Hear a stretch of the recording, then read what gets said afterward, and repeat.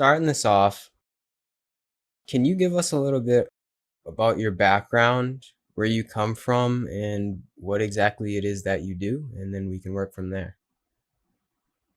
Yeah, I think what I can say that's relevant to this conversation is I think my background is I'm like one of these highly philosophical people and kind of always have been since childhood. Like always asking my parents, why this, why that, and always Yep. demanding like another why until you just run out of whys and you can't answer. The teachers must have loved you in school. My philosophy teachers, at least, yeah. Oh yeah, of course. And yeah, well, that's where I like took a shining. That's where I realized, oh, this is the like topic and subject I just dreamed existed and I always wanted to study. Um, so yeah, then I like really got into philosophy when I started studying it when I was 16. And I kind of think like philosophy taught me how to think, but then you can run wild with your thoughts and your theories and all these things. And then meditation taught me how to not think, basically. So, It's like a nice balance. yeah, yeah, hopefully. And so I studied philosophy at university, but then so it's kind of like formally I was doing this study, but then on the side, on my own time, I was exploring consciousness and exploring many states of mind and uh, through like psychedelic use that like blew open the doors of perception and just became so perplexed about what is this really, what is this, what am I? Yeah. And then I started pretty stringent regular meditation practice. Been mostly influenced by the pragmatic Buddhist scene. It's kind of all my background there. My influence in the kind of terminology I might use. Folks like Daniel Ingram, Shinzen Young, Kenneth Folk. Yeah, those folks really sort of guided me. I never had a teacher, never had a formal teacher, but I kind of had a knack for this and picked stuff up.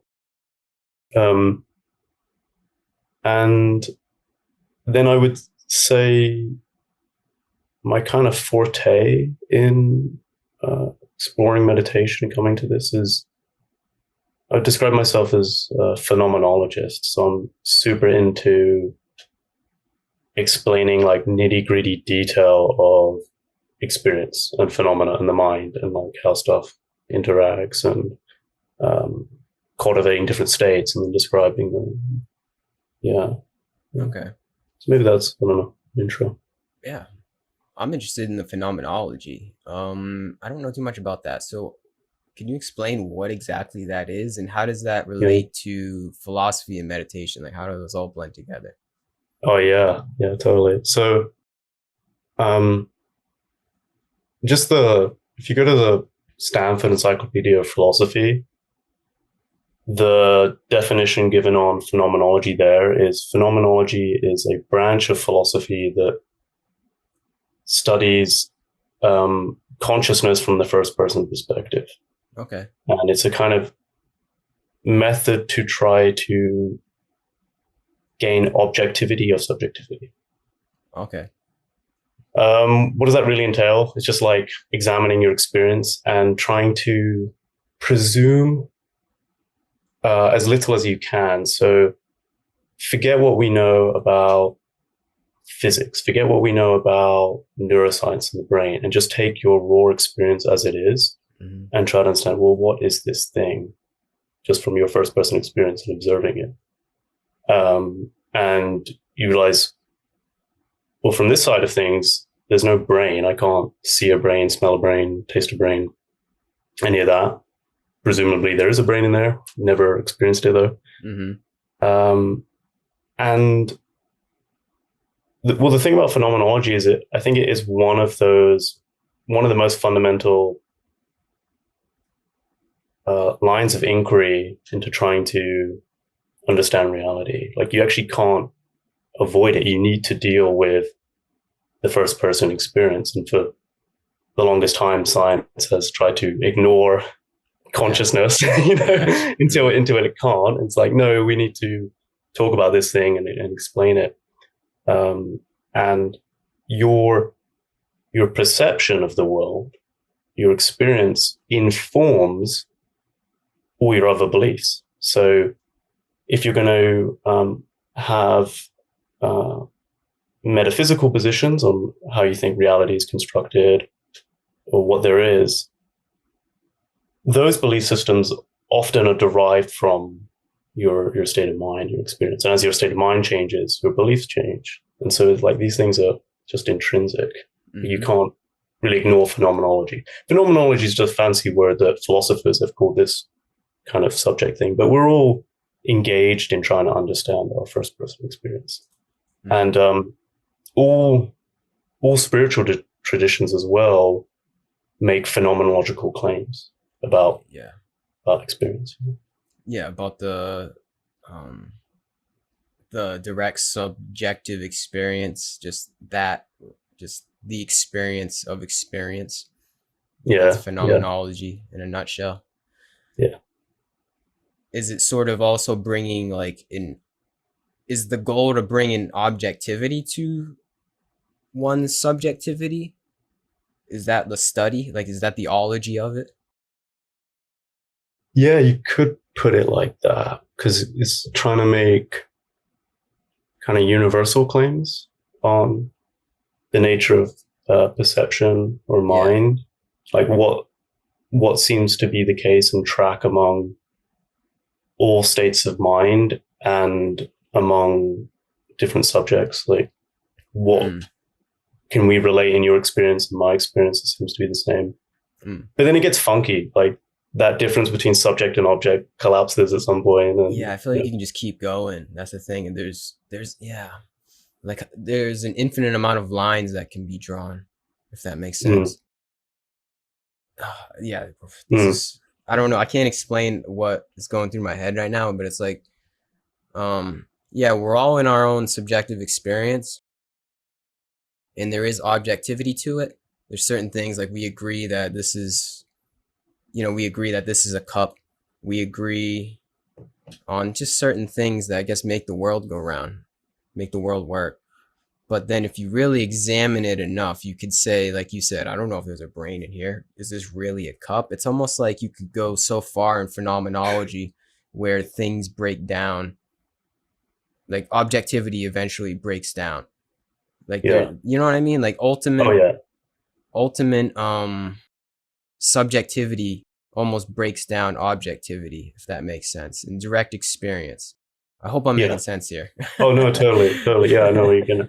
Yeah, at some Mm, point, like those dividing lines just don't hold up, and the question about whether something is subjective or objective stops making sense. yeah. And yeah, things get relativized within sort of greater context of mind. Mm, Even this split between like there what's inside the mind and outside the mind, or if there is a mind, or conscious and unconscious, all of those, if you examine deep enough, don't hold up.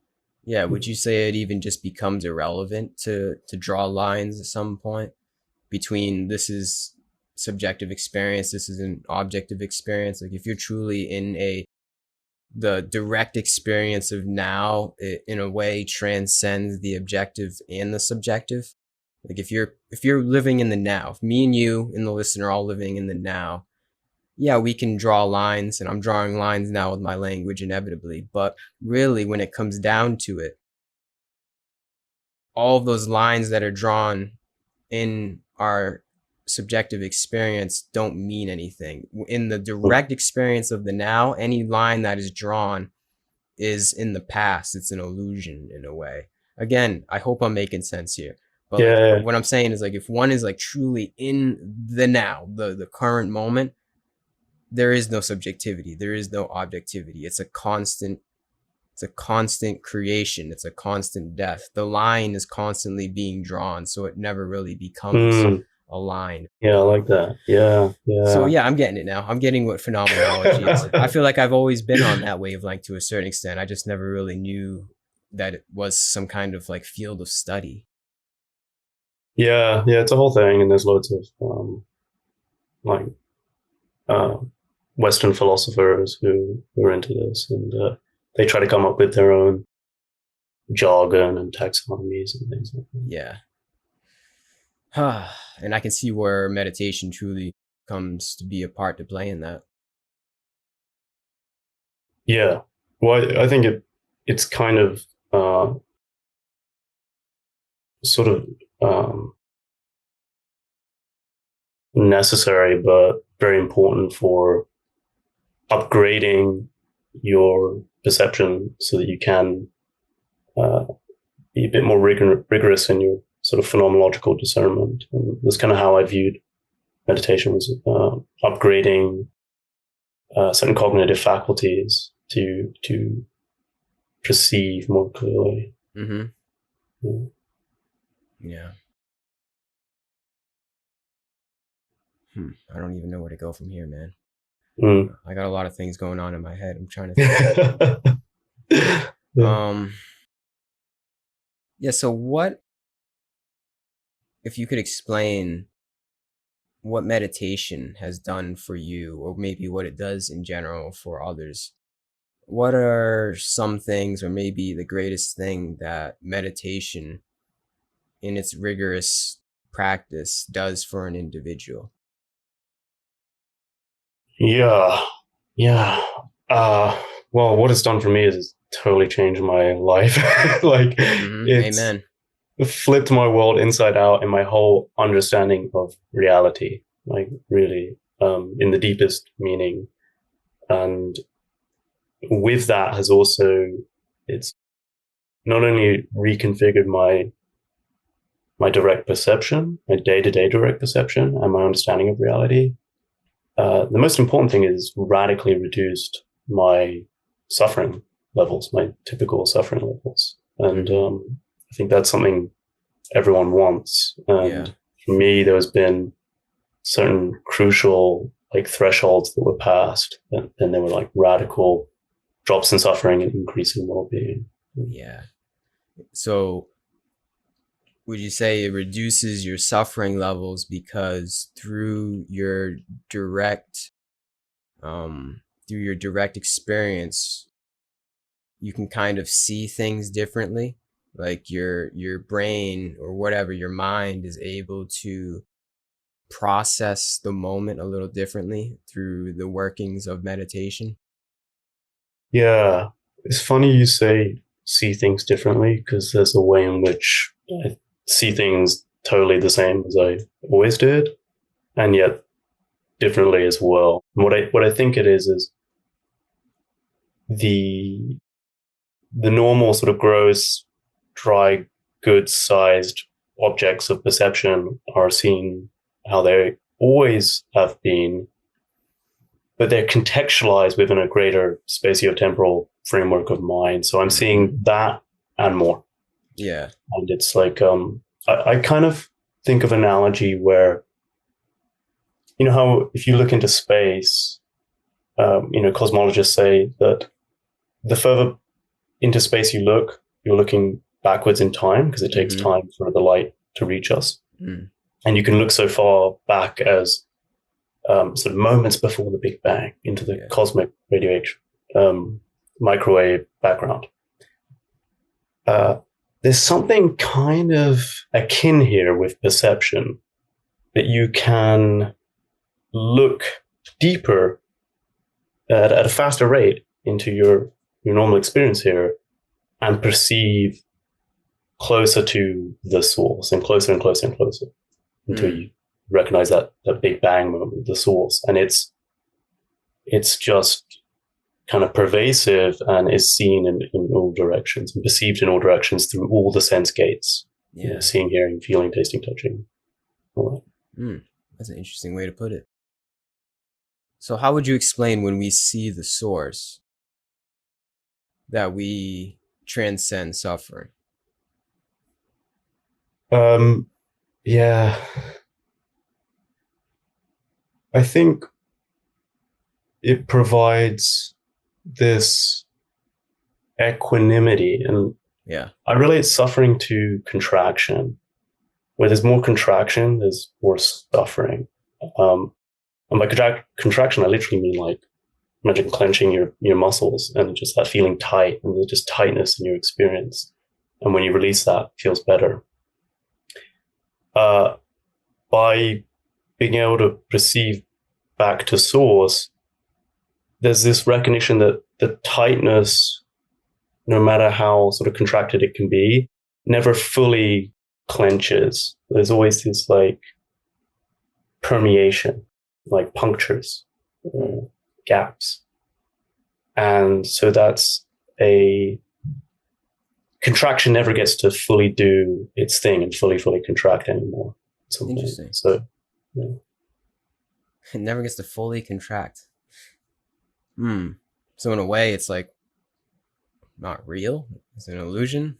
It's a false contraction.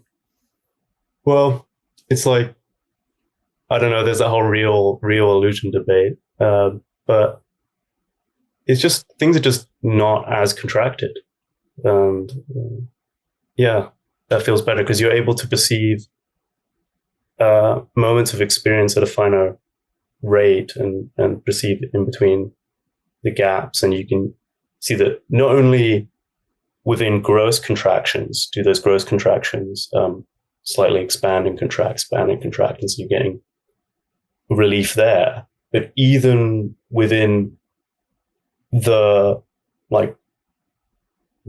micro contractions, it seemed to be not fundamental, not ultimate, and there is this recognition of expansion entails contraction. You can't have contraction without expansion.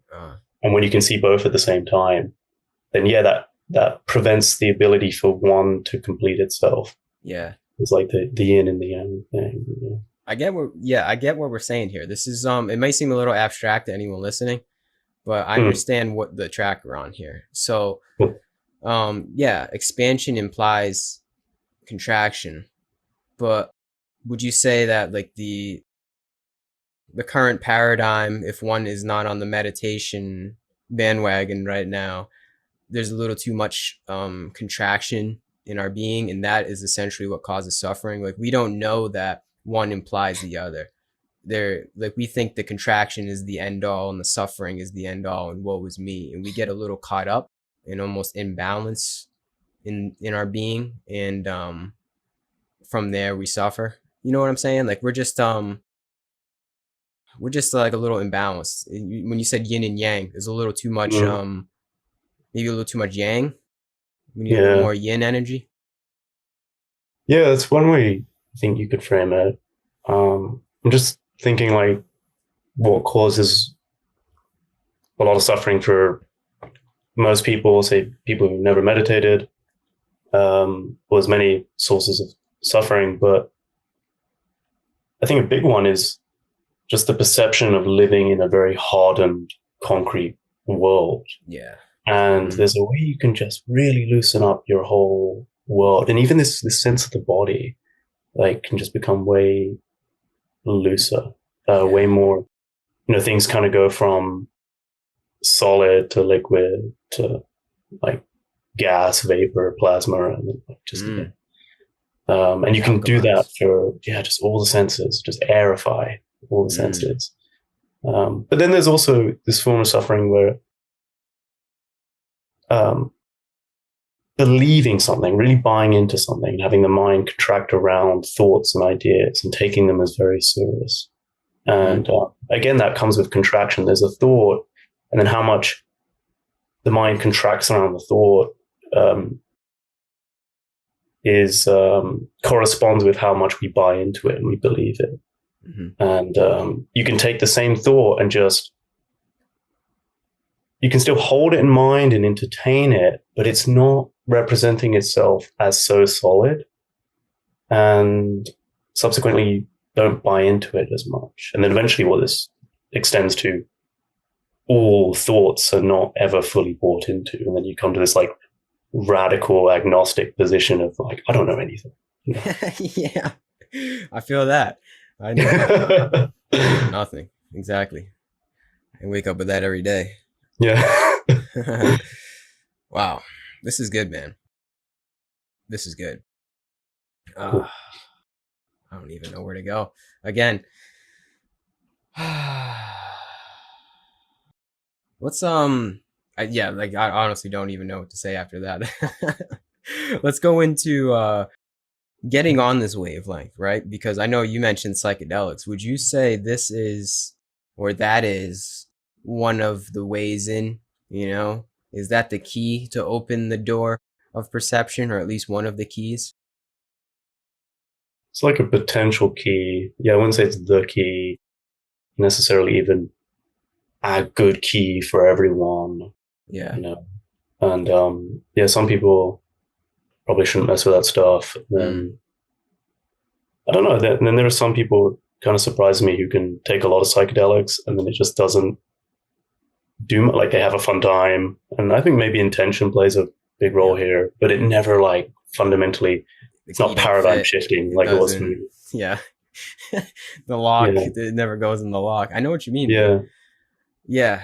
But for some people, it's a perfect fit and yeah. it truly opens the door to a new life.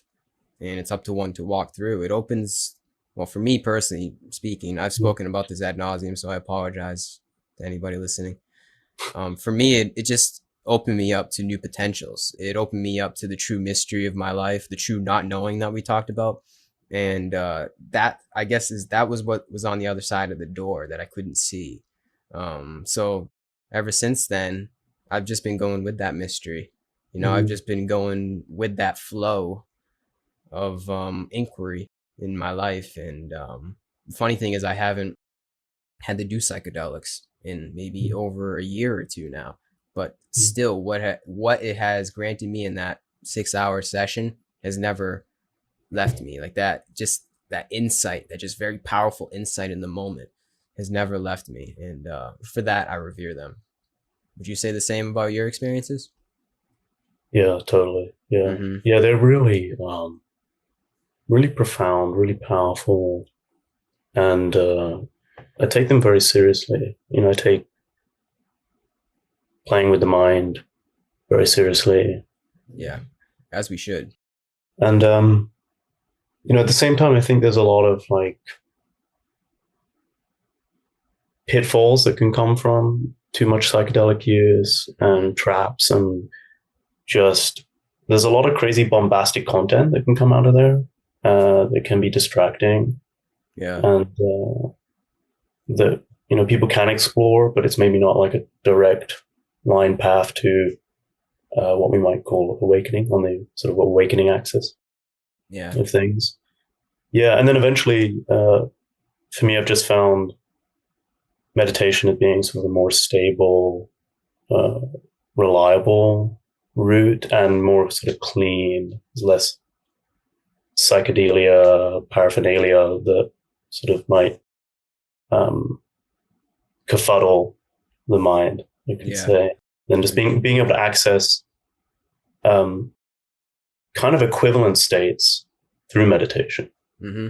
It might not have as much like fire and dance, but the parameters are similar in Yeah. the way that it like bends space and time, your perception of space and time. Yeah, exactly. A little more, I guess, controlled psychedelia, if that makes sense. Mm, mm, Yeah. When you do take high doses of psychedelics, whatever it is, mushrooms, DMT, LSD, you're sort of at the whim of the chemical. And I know it is it's all within your mind, you could say, but there's still an element of, like you're on a roller coaster ride, so hang on, you know? yeah, yeah. You And can't get off whenever you want. Yeah. yeah, yeah, exactly. You're in it. You're in it until you come down. Yeah. So yeah, I've come to realize that as well, and haven't had any use for them in a few years. And regular meditation has also taken the place of the psychedelics, but I do revere them forever for what they allowed me to see, even just for a few hours, like I said. Yeah. It's all about intentions when one goes into it, and just the environment you're in, the people you're with. That's the most important thing. Yeah. That's what I would have to say. Yeah. Um, yeah, man. So once we get on this wavelength, right, of meditation, we establish this sort of yogic practices, these Buddhist practices into our life. how would you say that one changes their being if it does change? If maybe say we don't change, but do we change our livelihood at all in the way that we treat ourselves and people and maybe our career and the things that we say to people? Just how would you say maybe you've changed since before and Mm. after you've had this practice?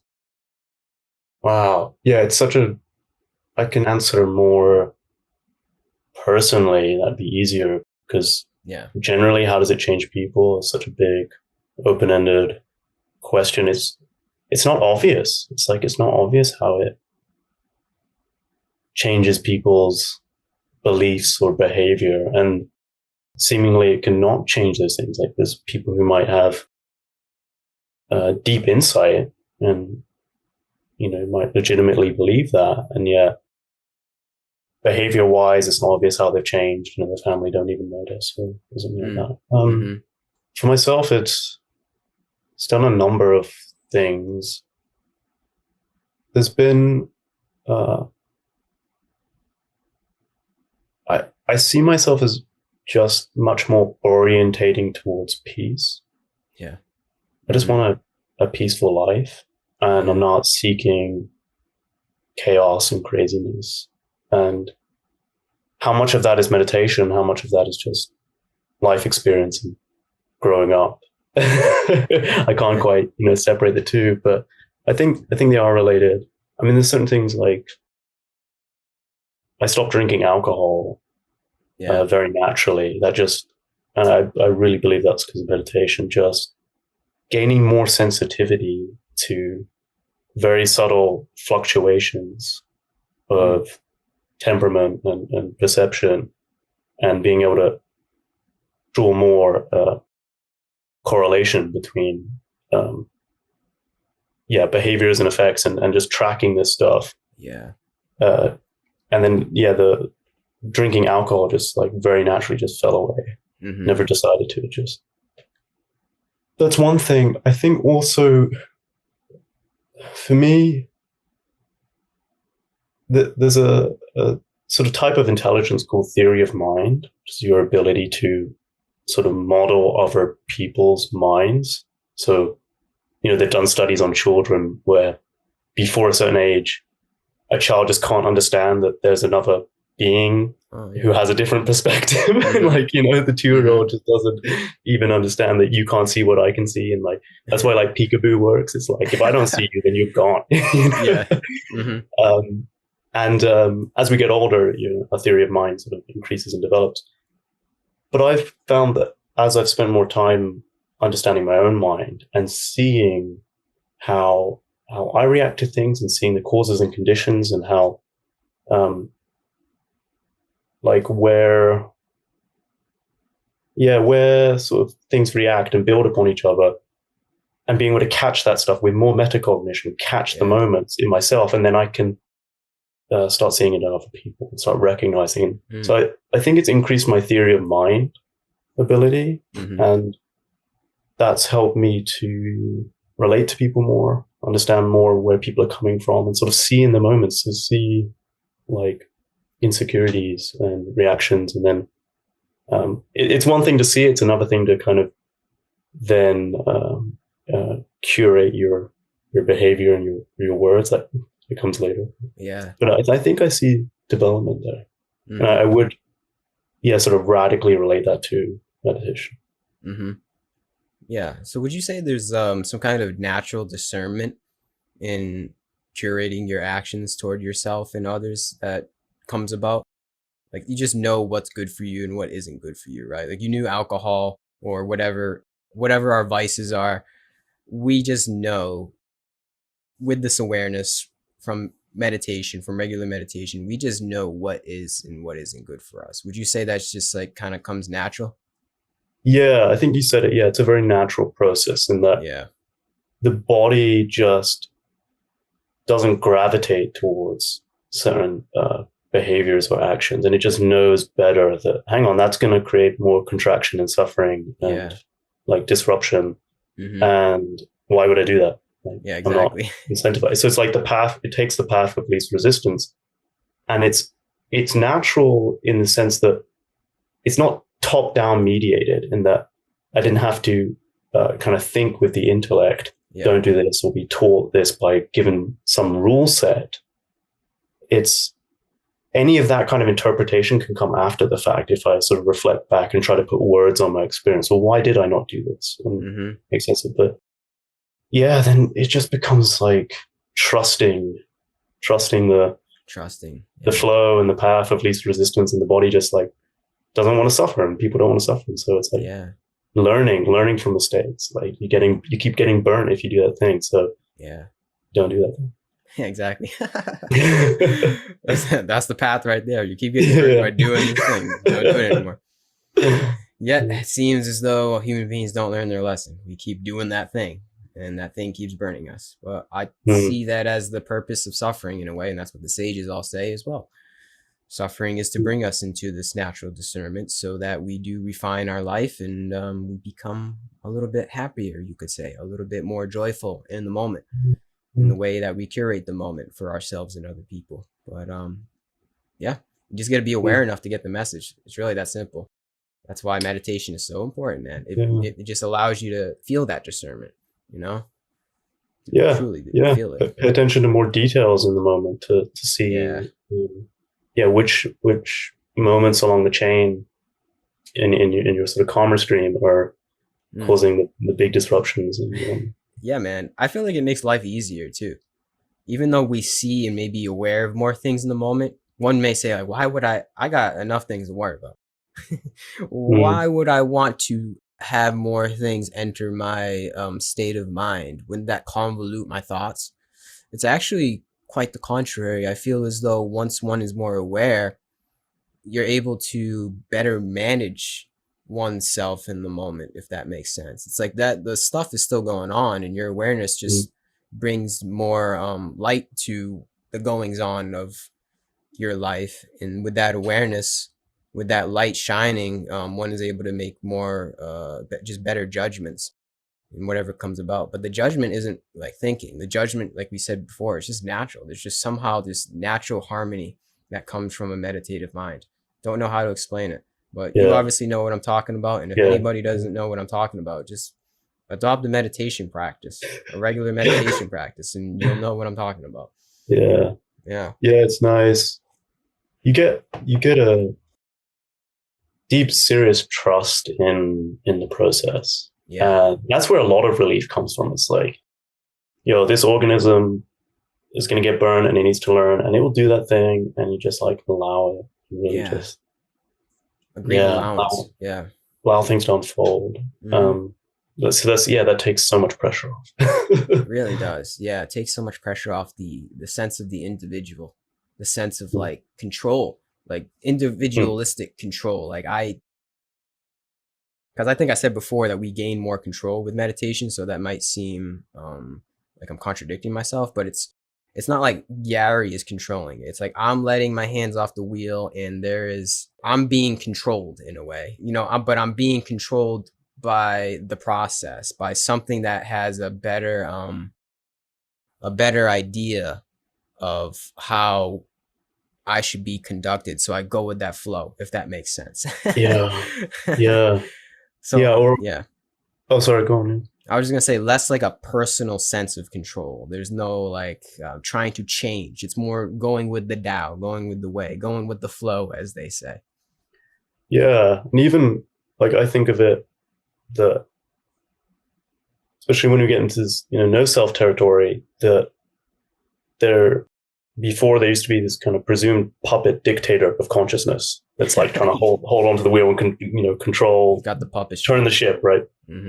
And then you get into this more decentralized mind where you let all the parts play their role and take turns, and there's no one sub-agent that thinks it rules the show and is always trying to like keep a hand on the helm. Like that's what it is.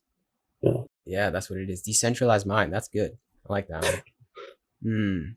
And when we are too much caught in the ego, it's this false centralized point of reference, when really we are all this one mind.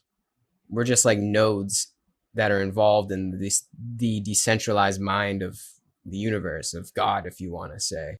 Mm. And when we think we are in control, we almost literally disconnect ourselves from the mind, almost like a neuron that disconnects itself in the brain. Like it can't make that connection. And from there, that's where suffering ensues. Like when we, that might seem a little abstract, I know, but it's just as simple as like when you think you're in control of it, you cause your own suffering, you know? Yeah, so we touched upon that no self, right? And why this kind of the topic of the whole conversation. Um, how would we expand upon why no self is like salvation in a way? Why, I mean, we might have already explained it, so I don't know if we want to repeat ourselves, but why is this sense of no self to somebody that doesn't know any better? Um, Mm. why is that maybe a beneficial way to see, just to see in general that there is no sense of self here? Yeah, it's that sort of intersection between uh, what delusion and suffering and like ways of making sense of the world that don't cash out, that keep making you keep sort of running into a wall. It's like, why doesn't this work? Why, I've got this model in which there is a self, and the self is trying to control things, and yet it doesn't, keeps not getting what it wants. Yeah, And it's possible to, what I think with greater concentration, greater metacognition, greater noticings per second, greater sensory clarity, contextualize that sense of self and see, oh, it's not what I thought it was. It's like a thought, and it comes and goes, and that sense of self doesn't define how reality is really structured. It can be there, it can appear, but it's not. There's a confusion between thinking it has greater, okay, I'm going to use a fancy philosophical word, ontological primacy or status, which means like how it really exists. yeah, That it doesn't, actually doesn't have that significance to it. It's like if I yeah, think of a pink elephant, that doesn't mean there's a real 3D, fully formed, independent pink elephant in existence now. There's the thought of the pink elephant, and we yeah. understand what that means. The sense of self is equivalent I see. Yeah, in this way. yeah. So there's really, truly never a. And when we're saying sense of self, we mean like the Gary self or the Roger self, like that sense of self. There's truly never a moment where there is, just like the pink elephant, there's never truly the Gary. It's a continual changing, it's a phenomenon that continually changes. As in Gary that people see now on screen was not the Gary when I was 5 years old, although my parents called me Gary at 5 and then they call me Gary now. So that's where it kind of gets lost in the mix. Is we think we're the same thing, but no, we're a continually changing non-self. Like there is no solidity here, if that makes sense. It may seem like it on camera, it may seem like it to me, I feel real, but really no, this is just there's nothing here that stays here. other than the here and now. That's really what we are. If there is a self with a capital S, it's just the current, direct, immediate moment. That's it, right then and there. But that is not even a solid thing either. That is a continually changing thing. It's a paradox at the end of the day. This whole non-self and self-talk, it's truly a paradox. There is no concrete. And the moral of the story is none of us are concrete here. And yeah. well, so it even goes deeper. Is that sense of identity is kind of pernicious in that it can attach to many things, many parts of experience. Yeah. It can even blow up to encompass the entirety of experience. Like, oh, everything is self. It's all me, and there is no one else. It's called solipsism. But like you're getting to okay, nothing's concrete.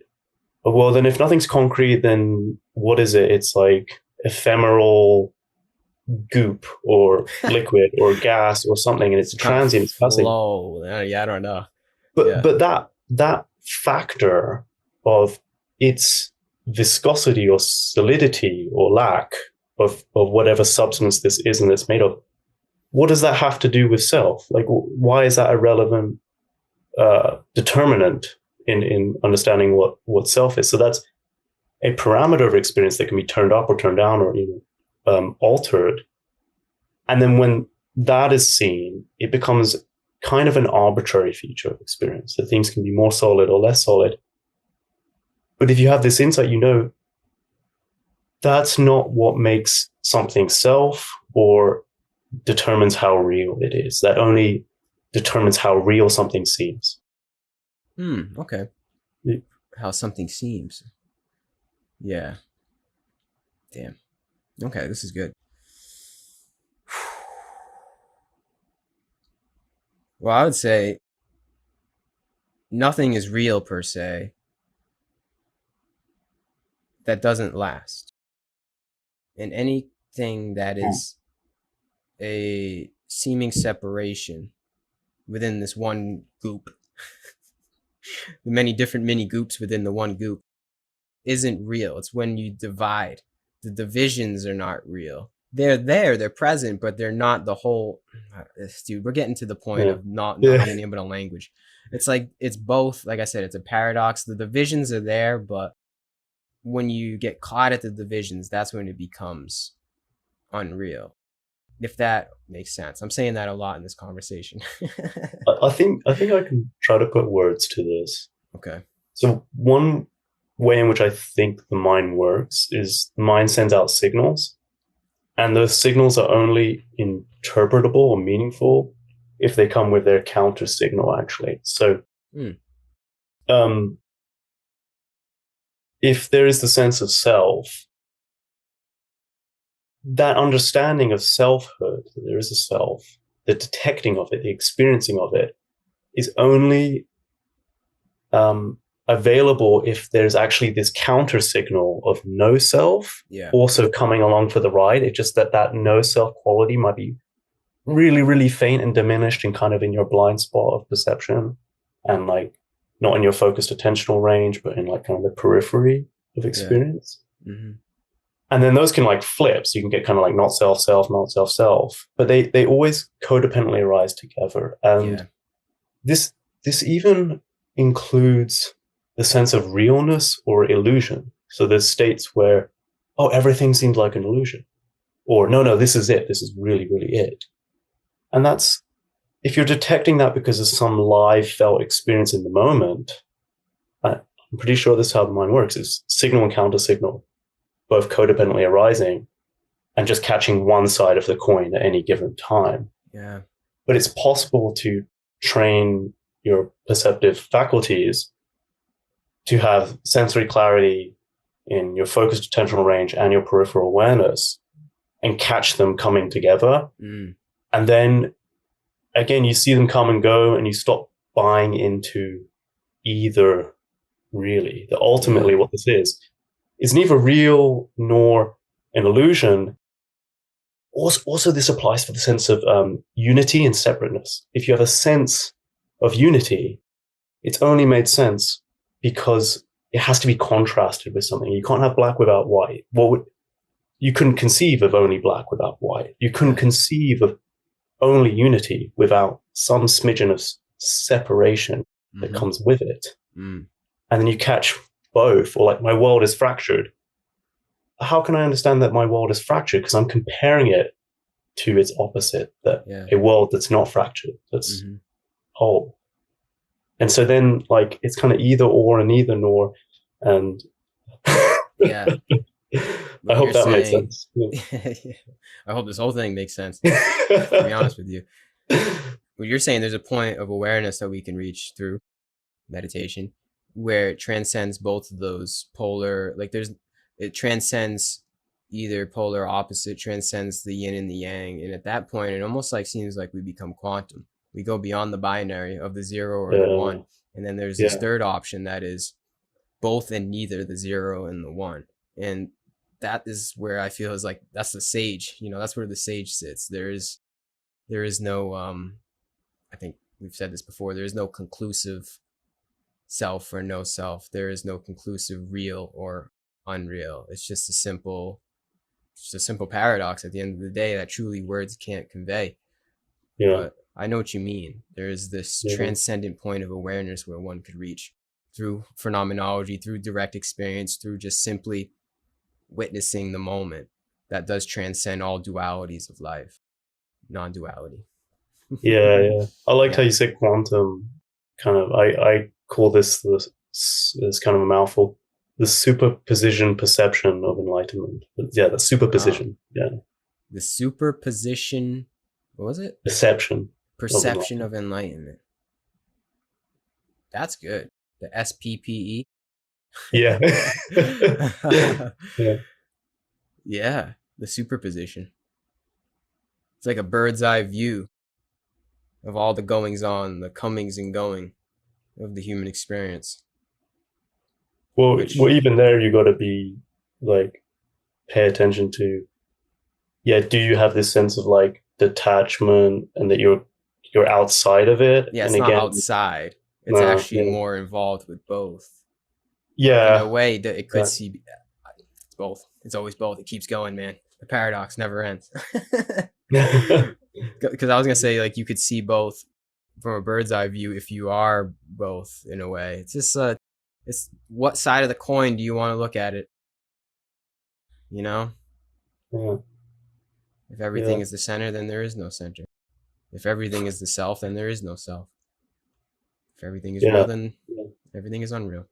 You can just keep yeah, going, man. literally, yeah. uh well, hey man, I don't really know what else to say. I feel like we could just keep going on this train of paradoxes and polarity all day. Trying to think of a good note to wrap this up at. What does this all mean? Like, is this just Yeah. us entertainment? We just playing with words here, having some fun, hopefully just playing some mind games with each other. Like, why do we go down this path, to be able to find this SPPE? Yeah. Yeah, what does it mean? I don't Are we just know. having fun? Is this a game that we're playing with each other? It like I think so, and I think it's probably the best way to look at it, like the infinite game. And Infinite play. what it does, or kind of what it did for me, was resolve a like fundamental existential, yeah, confuddlement, confusion. Yeah, There's something now that sort of deep in my lack of core is not confused. And it's not confused because it got an answer. It's that the part of the mind that's looking for a yeah, resolution to this like question of meaning yeah, has been contextualized within something greater and seen to be that thing, that inquiring mind doesn't get an answer. It doesn't get yeah. to ultimately touch base with the source. And then yeah, it's so it's gonna solve some confusion for me, I see. which is nice. Yeah, there's a lot of confusion in the world, so I can see why that would be beneficial for Mm. all of us here. If this conversation wasn't too confusing for anybody, hope it wasn't. I think it made sense to me, but at the end of the day, yeah, it's not sense in a way that is logical. This Mm-hmm. stuff is just felt. This stuff is there's only so many podcasts one can listen to, I guess is my point. There's only so much one could listen to these talks, non-dual talks. It doesn't really do it justice. At the end of the day, I think we said this is we are just playing some kind of game, you know. Truly, if one wants to go down this path, I would recommend just shut off technology altogether and just go meditate. That's what's really important. Yeah. Go Oh meditate, yeah. disconnect from the comings and goings, the craziness of the world, even podcasts. that talk about this stuff, disconnect from that and connect with the inside, and maybe this conversation will make a little bit more sense, and the world will make a little more sense, and you will make a little more sense. And yeah, I think that'll lead the Amen, way. brother. Amen. Amen. Hallelujah. Well, hey, I don't have anything else to say. You want to wrap it up? Yeah, that's cool. That's All cool, man. right. Thank you very much, Gary. Well, thank you. Yeah, really great chat. For sure. Appreciate it. Appreciate your time, effort, and wisdom. Appreciate anybody that listened this long. Peace and love to you, man. Peace and love.